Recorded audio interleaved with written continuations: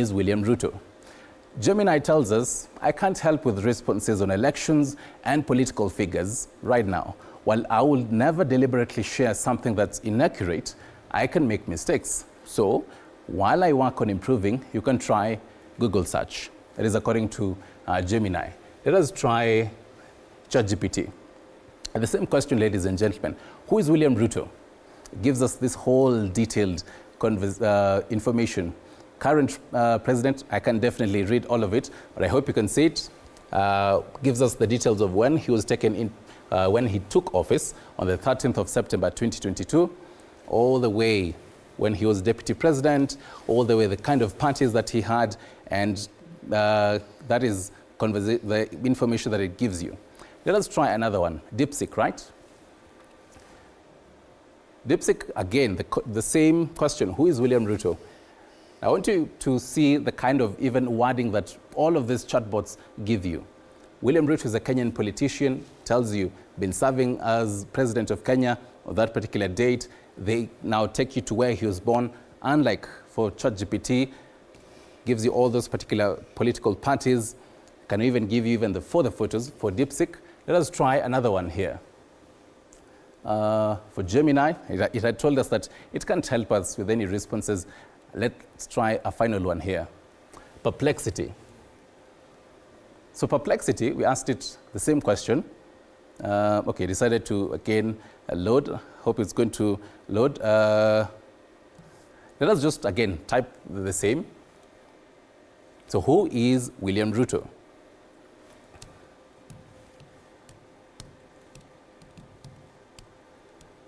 And there you have it, the same.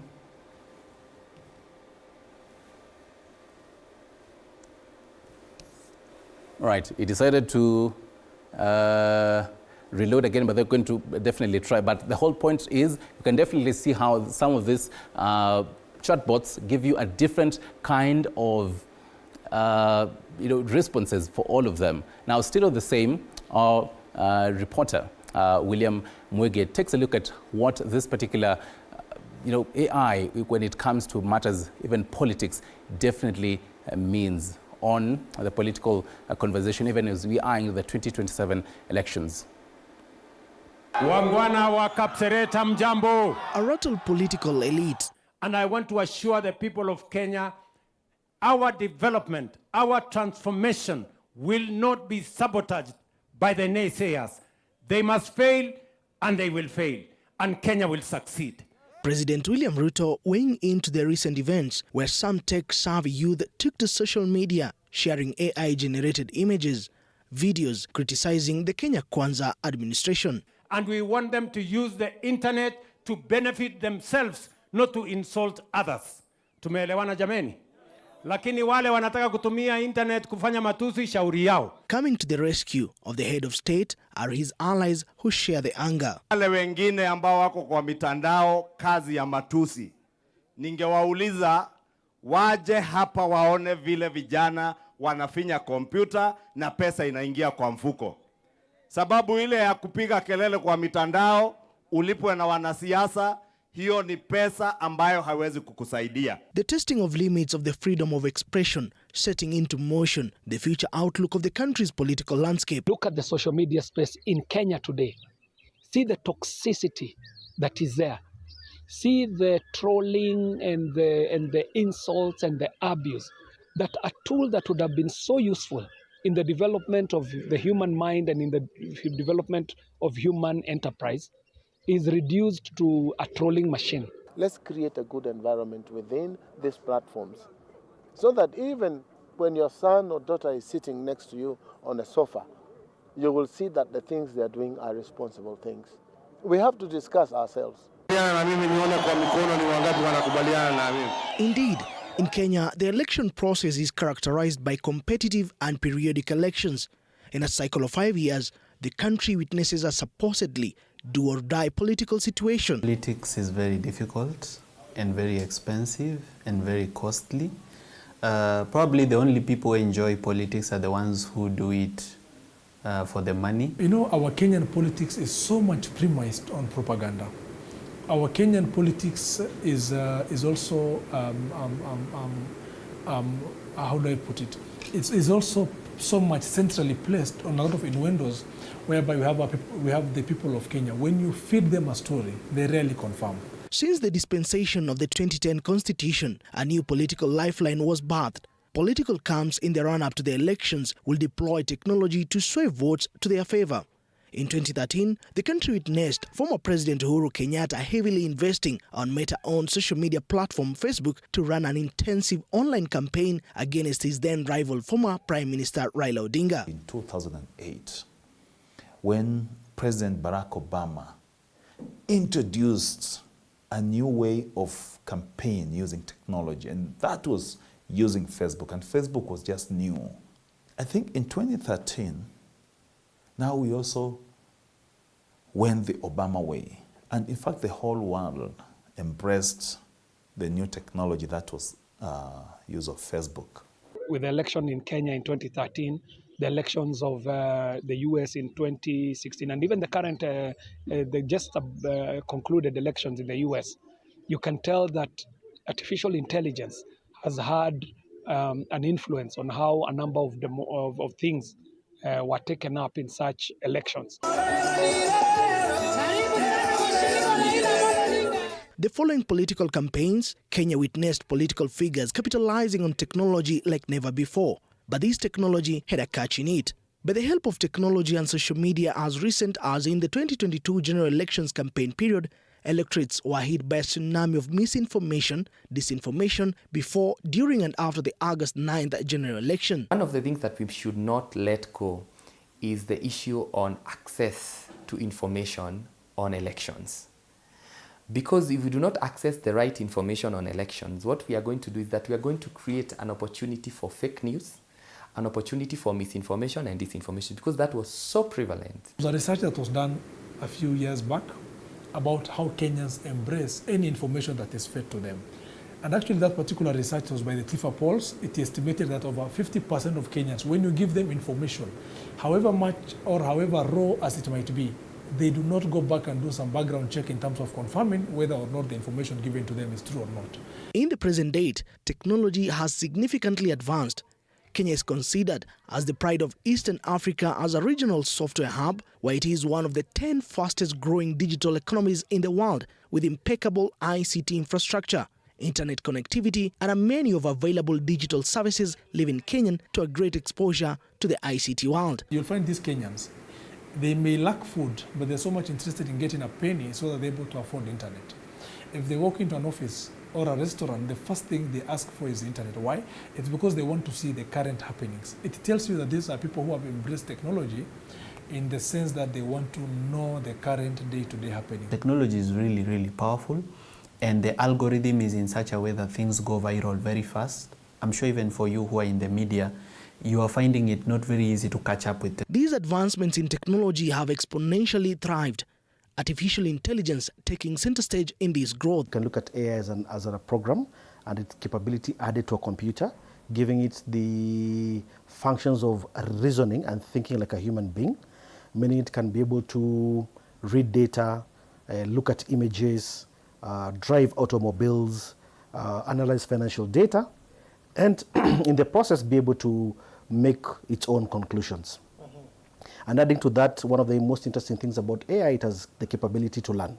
Just like before, this new technology caused a swirl in the country's political landscape. Looking at the capabilities of AI, so you can imagine analyzing demographics, being able to identify like the blocks of people who could be voting. And again, with the young guys, with the young Gen Zs, we've seen the images that have been circulating online.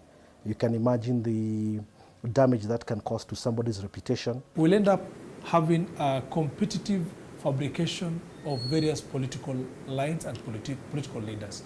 That's how actually it will be a game of propaganda, total propaganda, using this particular technological advancement that we have in the country. The possibilities of artificial intelligence within the country's political realm took a full swing during the clamor for good governance led by the Gen Z in 2024 in the anti-finance bill protest, where AI-generated videos, pictures and text were extensively in use. 2027, this is going to be a campaign like no other. It's going to be a campaign full of misinformation, disinformation, half-truth, and deep fakes. So it will be very difficult for voters to be able to sift through the material that they are consuming on their smart devices. We might find ourselves in a scenario where every political faction is able to use propaganda, and they will use AI and other technological advancements to create a tool of propaganda or create a fabrication of the other political faction. So it's much about perceptions and information that is being propagated there, and mostly is usually misinformation and disinformation, especially during the political processes. The online activities are fueled by the significant percentage of Kenyans active on various social media platforms. A survey conducted in 2022 indicates that out of a population estimated at 55.6 million, 23.35 million people had access to the internet as of January 2022, a total internet penetration rate standing at 42%. According to the Communication Authority of Kenya, there were 59 million cellular mobile connections in 2021, 53.4% being smartphones. The Media Council estimates the country has 12 million active social media users. The biggest risk that we have with the emergence of AI, especially within this democratic process we are calling elections, I think the biggest risk is misinformation. That we are calling artificial intelligence is like a tool. A tool is what you do with it. If you take a knife, you can prepare dinner, but the same knife can kill. Now, with so much power placed in the hands of a human in the form of AI, we need to ask ourselves, is man responsible enough to handle what is just about to be thrown at them? More advancements are being made on artificial intelligence each ticking second. A few days ago, a China-based company caused a buzz after the launch of an AI platform, DeepSeek, which is said to provide advanced artificial intelligence models, particularly for tasks such as natural language processing, data analysis, and various machine learning applications. Experts are sounding the alarm that technology is going to be depended on heavily in the upcoming polls, changing how the country's politics are going to be carried out. Going forward, I think campaigns are going to be done technologically. Rallies are going to be minimum.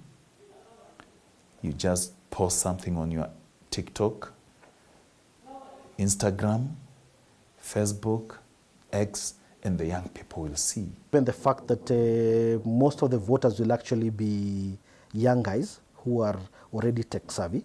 So we will see a lot of battle at the social media trying to manipulate and to woo voters from one end to the other. Then also remember, the beauty of technology is that I could host an X-Space, like for instance today, have 100,000 people attend at any time of the day without spending a coin. Remember, when you go to the village and put up a tent or go to a social hall, you can only probably reach 100 people. But if Morara, with his 800,000 followers on TikTok, posts a video, he can reach 1 million people. I've had my videos reaching 1 million people, sometimes even up to 2 million people. That is nothing that a rally cannot do that. Most people nowadays are actually going into mass rallies just to see the leaders. They've never seen them anyway. They just see them on TV. They just want to see the real person. But the real mobilization is happening online. It's happening online. With more advancements expected in the near future, on how the nation weathers through will not only put a test to the country's political landscape, but also the current legislations that are in place. A little can be done around AI, because remember, this is an evolving technology. If you say, for instance, you want to shut down social media, it's not possible because our day-to-day lives heavily relies on connectivity. What we need to think of ourselves, when we talk about the Elections Act, when we talk about the Computer Misuse and Cybercrimes Act, let us ask ourselves, because this act is, for instance, the Computer Misuse and Cybercrimes Act is the act of 2018. Since then, what has happened? How can we adjust? How can we amend some of these laws to ensure that they are up to date and they are able to deal with the challenges that we have? We need policies, laws, regulations that place responsibilities so that we know which responsibility shall be placed on the developer, which one is placed on the user, which one is placed on the deployment. The laws are there. misuse of computer and cybercrime. It's there. If you are angered by anything that has been put there and you think it is part of a crime, report the crime. Kenya boasts to be among one of the countries with the fastest technological penetration. 2027 is fast approaching. Keen enough, with the recent happenings, it is a clear indication that once again technology will play a critical role in shaping the country's political landscape. Moige William, TV 47.